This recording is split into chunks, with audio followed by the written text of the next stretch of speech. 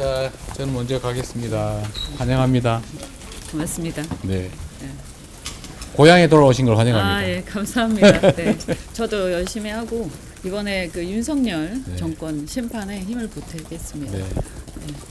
일종의 시대 과제가 되었으니까요. 네. 이 무능하고도 정말 무책임한, 저는 네. 그 중에서도 무관심한 이 정권에 꼭 경종을 울려야 됩니다. 같이 네, 하시죠. 네, 고맙습니다. 고맙습니다. 네.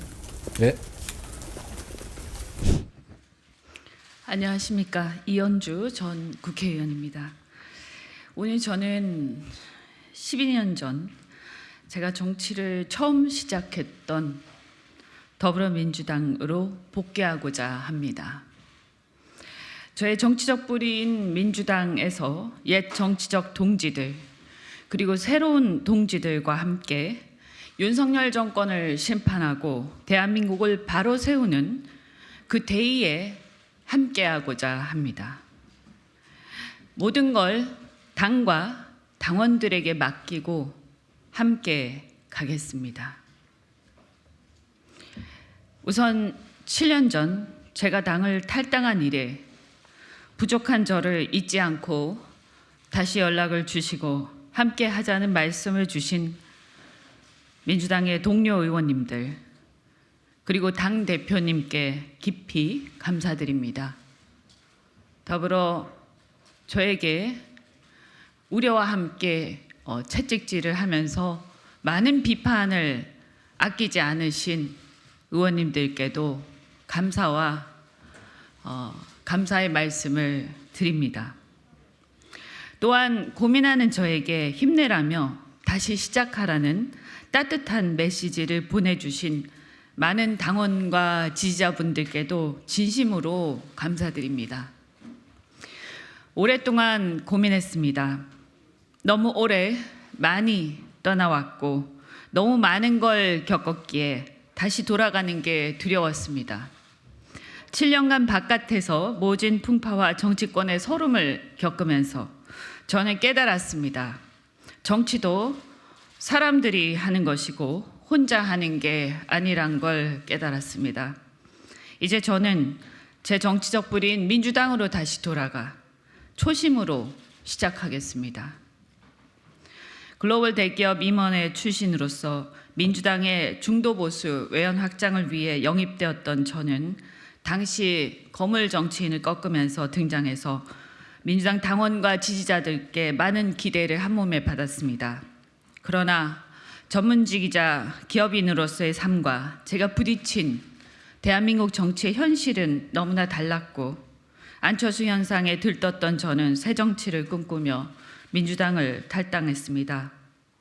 많은 당원들이 그때 저를 밤늦게까지 말렸고 어떤 동료 의원님은 저를 붙잡고 밤새 설득하셨습니다. 광야에서 힘들 때마다 저는 그분들이 생각났습니다. 엇보려니 하면서도 자존심 때문에 차마 미안하단 말을 할 수 없었습니다. 방황하다 돌아온 지금 이제 용기를 내어 말할 수 있습니다. 제 생각이 짧았습니다. 절 기대하고 사랑해준 당원과 지지자들, 동료 의원들께 항상 미안합니다. 정치인 이현주는 나 홀로 잘나서 만들어진 게 아니라 당원과 지지자 여러분의 지지와 애정이 쌓여서 만들어진 것이었습니다. 앞으로는 더욱 성숙한 정치인으로 성장해 갈 테니 믿고 지켜봐 주시기를 부탁드립니다. 정치는 공공선 실현을 위한 일이라고 생각합니다.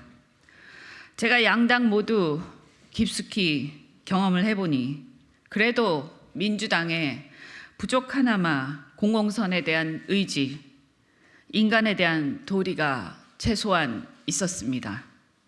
물론 민주당은 때론 이상에 치우쳐 나쁜 결과를 초래하기도 하고 조급증이나 근본주의에 빠져서 이를 망치기도 하고 그래서 많은 분들이 실망하기도 할 겁니다. 하지만 그 선한 의지조차 없다면 저는 고쳤을 수도 없다고 생각합니다. 그래서 선한 의지가 있느냐 없느냐가 저는 매우 중요하다고 생각합니다. 그러니 저는 앞으로 민주당이 선한 의지만이 아니라 선한 결과까지 만들어낼 수 있는 유능한 정당이, 대한민국의 유능한 정당이 될 수 있도록 제 부족한 힘이나마 보태는 것이 도리라고 생각합니다. 저는 대한민국의 시대적 과제가 상명하복의 권위주의를 청산하는 것이라고 생각합니다. 상명하복이야말로 공직자와 정치권을 국민을 위한 본연의 역할보다 권력의 줄서기에 집중하게 하는 우리 사회의 고질병입니다.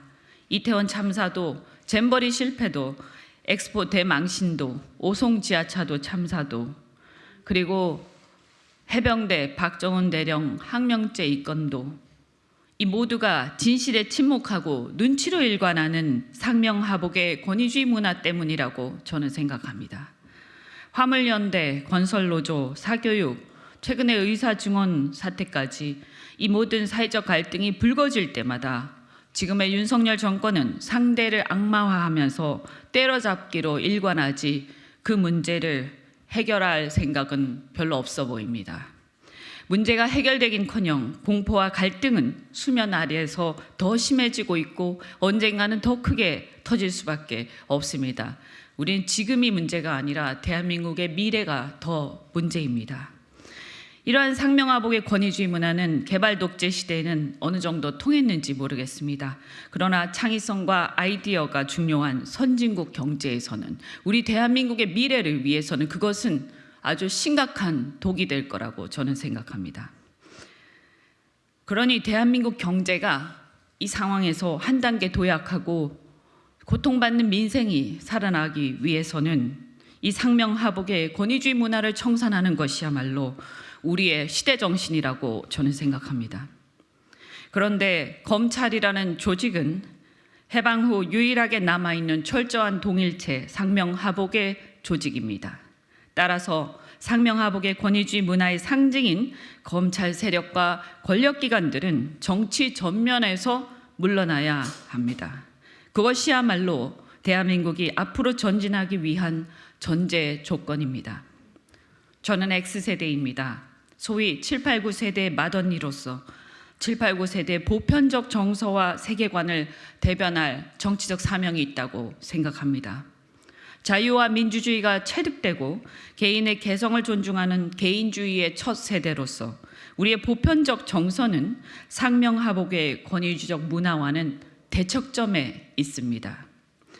그래도 민주화 이후 조금씩 발전해 왔다고 자부했는데 어느 날부턴가 민주주의는 퇴행하고 경제는 미래 패러다임을 따라가지 못하고 있습니다.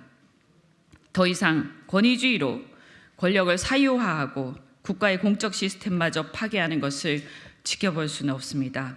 그동안 번영을 구가해온 대한민국의 국운이 꺾이는 것을 이대로 두고 볼 수 없습니다. 적과 친구를 가르는 윤 대통령의 이분법적 세계관은 대한민국을 갈등과 진영병의 극단으로 몰아가고 있습니다. 주변 정세는 이 이분법적 세계관으로 더욱더 악화되어 우리 무역에까지 악영향을 미치고 한국 경제를 위협하고 있습니다. 국민들은 이런 윤석열 대통령의 막무가내식 의사결정 태도가 우리의 생존, 대한민국의 생존까지 이 위기의 시대에 위협하지는 않을지 나라 걱정에 뜬 눈으로 밤을 새고 있습니다. 누가 뭐래도 이번 총선의 본질은 윤석열 정권의 중간평가이자 남은 임기 3년을 얼마나 견제할지를 결정하는 선거입니다. 대통령의 거부권 남용으로 국회가 응당해야 할 특검도, 국정조사도, 이태원 참사 특별법 등 온 국민이 관심을 갖고 있는 쟁점 법안들도 관철시키지 못한 채 무기력해지는 것은 정상이 아닙니다. 이태원 참사, 지하차도 참사 등 대참사 앞에 책임 회피에만 급급한 나라, 젊은 해병의 죽음 앞에 진상을 규명하겠다는 의로운 박정훈 대령과 선배들을 수사 외압이나 하고 항명죄를 뒤집어 씌워서 괴롭히는 나라, 이것은 나라가 아닙니다. 국민배우로 사랑받던 이선균 씨가 공세우기, 상명하복에 눈치 보기에 급급해서 경찰이 폭력적 망신주기 수사로 그 수사를 견디지 못해 생을 마감하는 그런 나라는 우리가 생각하는 대한민국이 아닙니다. 이런 상황을 그냥 방치해서는 안 된다고 생각합니다. 민주당에 실망해서 민주당을 외면하고 국민의힘을 잠시나마 쳐다봤던 우리 국민들에게 호소합니다. 그래도 제1야당, 힘 있는 야당 민주당이 아니면 누가 현실적으로 이 정권의 폭주를 멈출 수 있겠습니까? 저 이현주 현 상황을 외면하지 않겠습니다. 진짜 제3의 길은 가장 정의로운 길을 가는 거라고 생각합니다. 용기를 내어 민주당으로 다시 돌아가겠습니다. 힘 있는 야당 민주당과 이 무도한 윤석열 정권을 심판하는 그 길에 많은 국민들이 저와 함께 하기를 바랍니다. 저와 함께 돌아갑시다. 고맙습니다.